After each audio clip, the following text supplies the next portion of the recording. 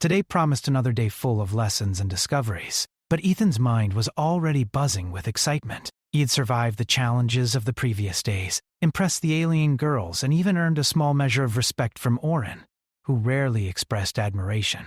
But he knew the best part was still to come, building real friendships that crossed the boundaries of species. As he entered the classroom, the alien girl's eyes turned toward him immediately. Lyra's head tilted in curiosity, and Nixie waved with a wide grin. Ethan smiled back, feeling more at ease. Even the usually quiet Orin gave him a small nod of acknowledgement. For the first time, Ethan felt like he belonged in this alien world, not as an outsider, but as a valued part of the classroom. Professor Vela floated to the front of the room, her shimmering gold-and-silver skin reflecting the morning light. "Today," she began, her voice gentle but commanding attention, "we will focus on cultural exchange and creative problem-solving. Each student will share a tradition, story, or idea from their home world. Then, you will work in teams to combine your unique perspectives to create something entirely new." The alien girls exchanged excited glances. Ethan's pulse quickened. This was his chance to show not just his intelligence, but also the creativity that humans were known for. He had brought a few items from Earth: a small globe, a set of colorful chalk, and a collection of simple storybooks. He hoped that sharing these would help the girls understand something about his world, and about the human way of thinking. Lyra spoke first. She shared a story from her planet, a tale of glowing crystal forests and creatures that communicated through song. Nixie told of floating gardens that responded to emotion, changing color and shape based on the feelings of those nearby. Even Orin, quiet as ever, contributed a historical account of his people's first exploration of the twin suns. The classroom buzzed with fascination and admiration for these stories. When it was Ethan's turn, he held up the globe of Earth. "On my planet," he said, "we have many countries, many languages, and many cultures. One of my favorite traditions is the Festival of Lights. People hang lanterns, share food, and tell stories. It's a time to celebrate joy, creativity, and community." He paused, letting the words sink in. Humans believe that imagination and kindness are powerful tools. We solve problems, create art, and explore the universe using these qualities." The alien girl stared at him, captivated by his description. Lyra's eyes sparkled. "Your people? You use creativity in everything?" she asked. Ethan nodded. "Yes. Even when something seems impossible, humans try different ways until we find a solution. Sometimes it works, sometimes it doesn't. But we always learn from the process." Nixie leaned forward eagerly. "We could learn from that."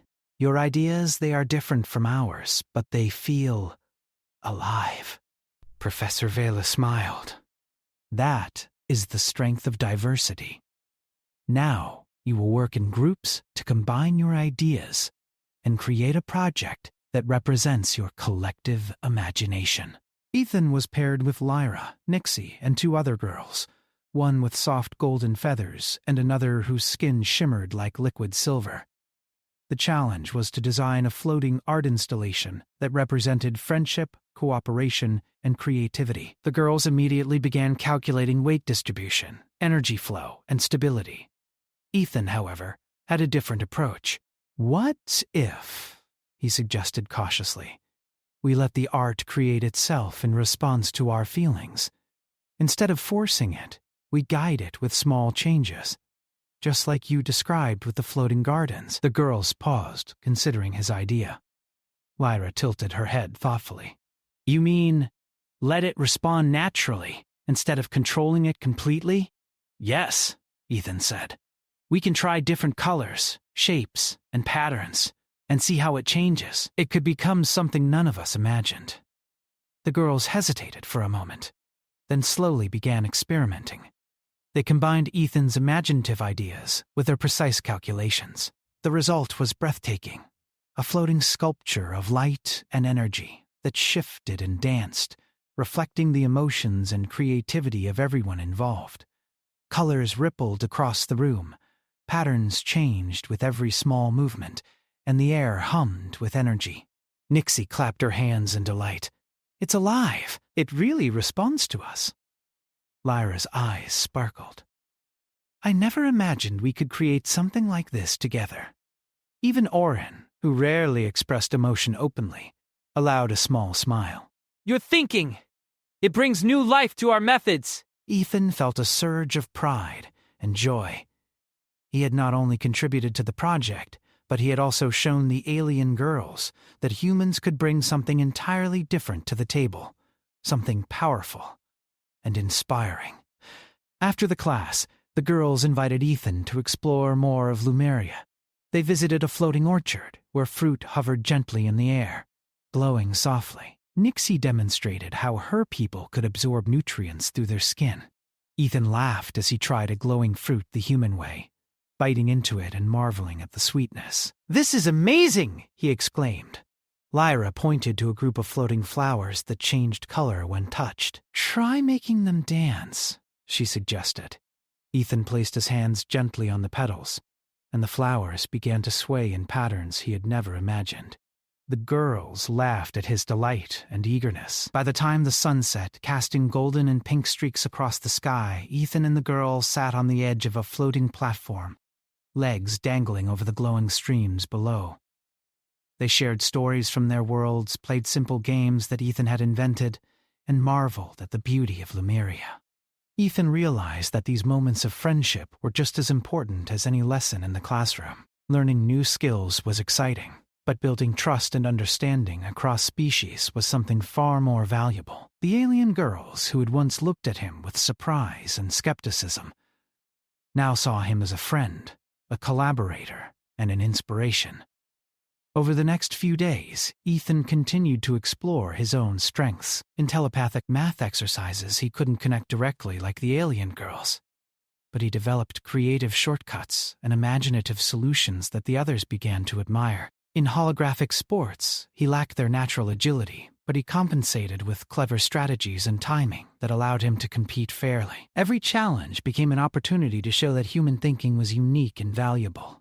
The alien girls, in turn, began to learn from Ethan. They experimented with creativity in ways they had never considered, letting imagination guide their actions rather than relying solely on logic.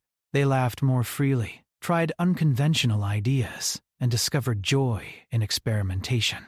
Lyra admitted one evening that she had never thought of combining art and problem-solving in the way Ethan did. Nixie confessed that she found herself thinking in new ways during lessons, inspired by Ethan's perspective. Even Orin, the quiet observer, began to offer suggestions based on a mix of logic and intuition, something he had never done before.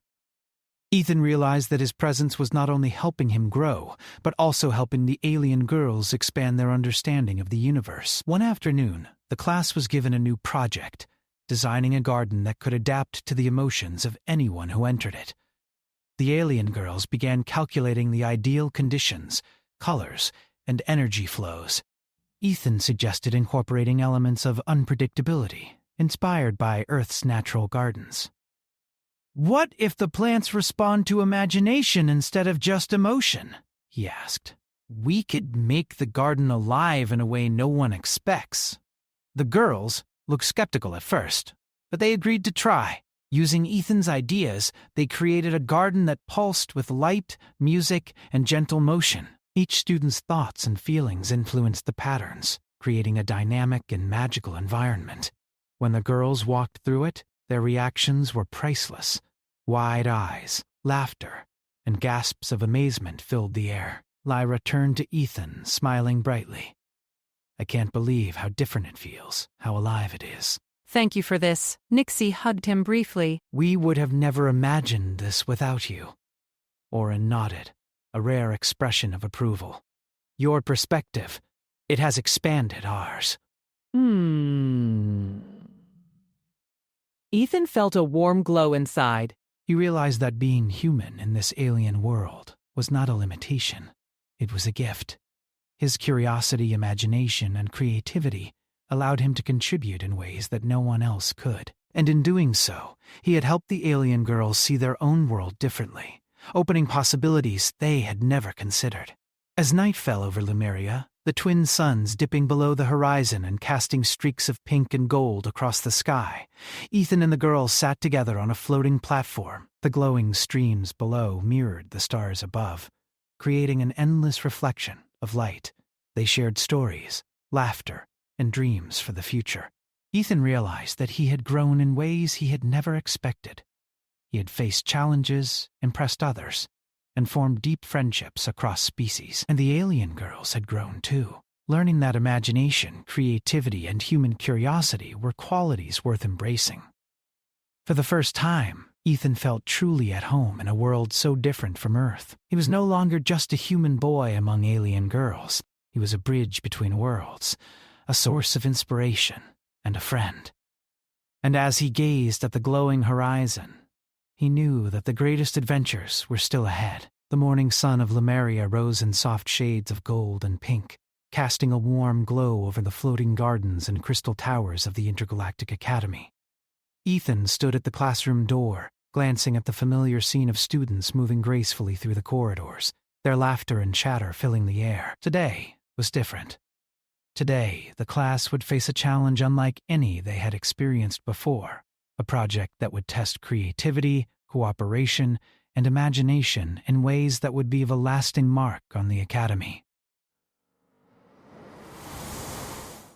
Professor Vela floated to the front of the classroom, her golden-silver skin shimmering in the early light. "Today, students," she announced, "you will design a planetary simulation that demonstrates unity, intelligence, and creativity." This project will require you to combine all your unique abilities and perspectives. Remember, the goal is not only to solve the challenge, but to inspire and learn from one another. The alien girls immediately leaned forward, their expressions a mixture of excitement and focus. Lyra, Nixie, Oren, and the others were ready to begin, and Ethan felt a mixture of nerves and determination.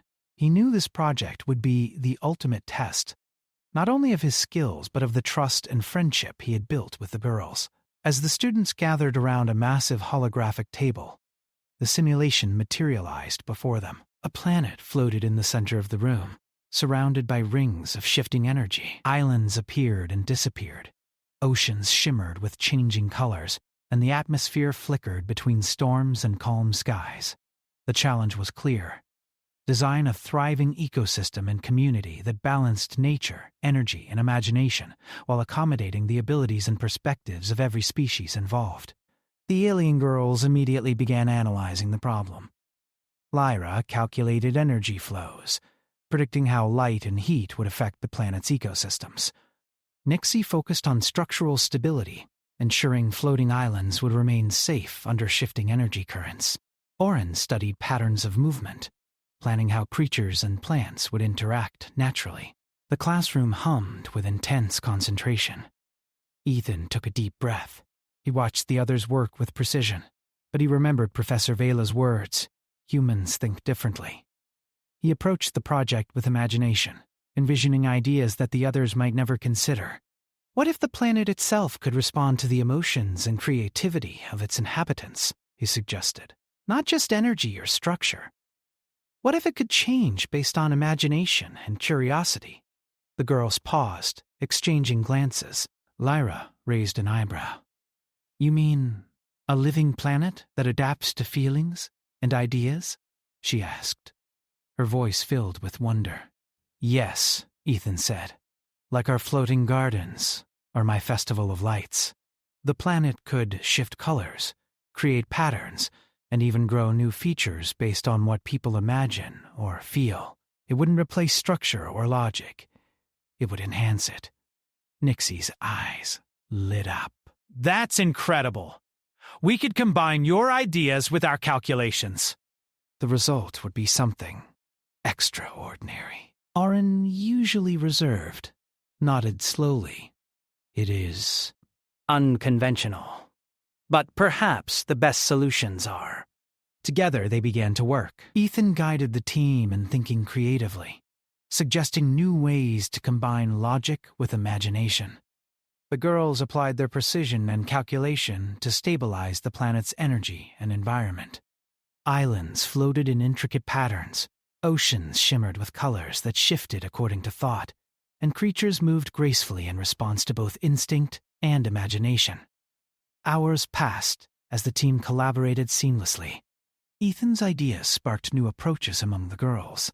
Lyra experimented with colors that reacted to emotion. Nixie integrated unpredictable patterns that made the planet feel alive, and Orin added subtle movements that enhanced the ecosystem's balance. Ethan contributed constantly, suggesting playful experiments and encouraging the girls to try ideas they might have dismissed before.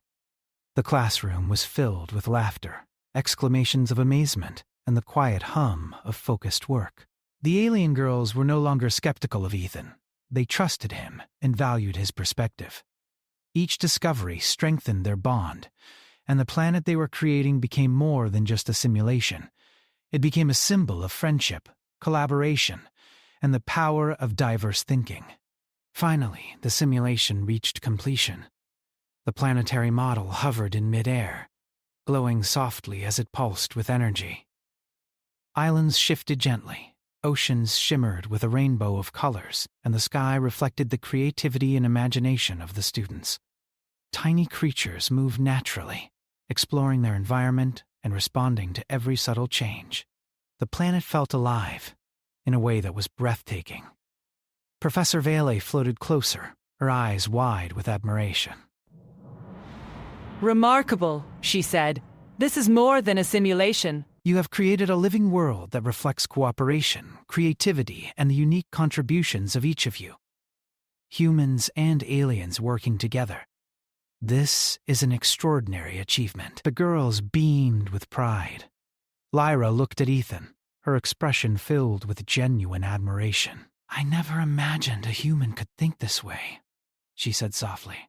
Your ideas. They changed everything. Nixie hugged him briefly, laughing. We couldn't have done this without you. Even Oren gave a rare, open smile. You have expanded our understanding. We see the universe differently now because of you. Ethan felt a warmth in his chest, a sense of accomplishment that went beyond any success in a classroom.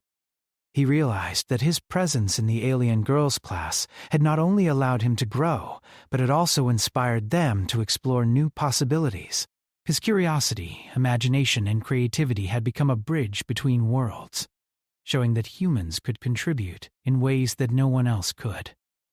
As the twin suns of Lemuria began to set, casting long streaks of gold, pink, and purple across the sky, the students gathered outside to admire their creation. The floating planet simulation glowed softly in the air, reflecting their faces and their shared sense of accomplishment. Ethan and the alien girls laughed and pointed out patterns, colors, and features that amazed them. Lyra turned to Ethan, smiling brightly. You've taught us that there's more than one way to approach a problem. Sometimes imagination is as important as calculation. Ethan shrugged, smiling. And sometimes trying new things, even if they seem strange, can lead to amazing results. Nixie nodded. We will remember this for a long time. You've changed how we think, and how we play, learn, and imagine. Oren, looking at the glowing planet, said quietly, Humans, perhaps we have underestimated your value. You see possibilities we cannot. That night, Ethan sat on a floating platform overlooking the gardens, streams of glowing liquid flowing beneath him. The stars reflected in the streams, and the twin moons rose in the sky, casting gentle light over the academy. The alien girls joined him one by one, each sitting quietly or chatting softly. They talked about the day, about the project, and about their hopes for the future. Ethan realized that these moments were just as important as the lessons themselves. Learning skills and completing projects was valuable, but forming friendships that spanned species, sharing ideas and inspiring each other, that was priceless. The alien girls, who had once reacted with surprise and skepticism to his presence, now treated him as a friend, a collaborator, and an equal. Lyra looked at Ethan and said, You know, we used to think humans were fragile, limited, but you've shown us that you have something extraordinary." Ethan laughed softly. "I guess humans are different, not weaker. We have creativity, curiosity, and the courage to try things no one else would. Maybe that's why we're special."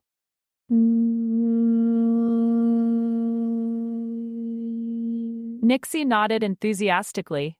"You're special, Ethan." And not just because you're human. You're you. Even Oren, the quiet one, spoke up.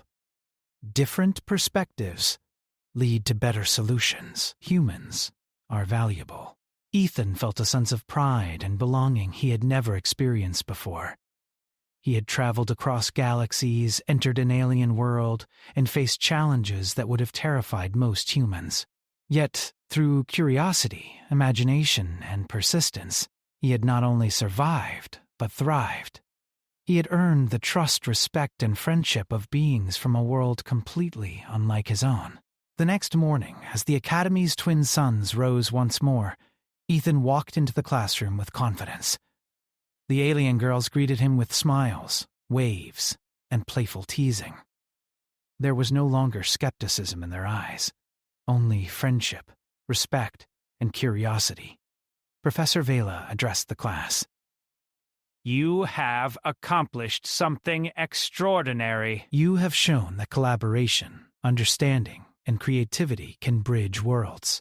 Ethan, your presence has taught us all that humans have unique value, and that their ideas can inspire and transform." Ethan felt a blush rise to his cheeks. "Thank you, Professor." "But really, we all did this together. I only helped guide ideas. Everyone contributed." Lyra smiled warmly. "Even so, you made us see things we never imagined. That's important." The girls gathered around Ethan as the day began, chatting, laughing, and planning their next projects.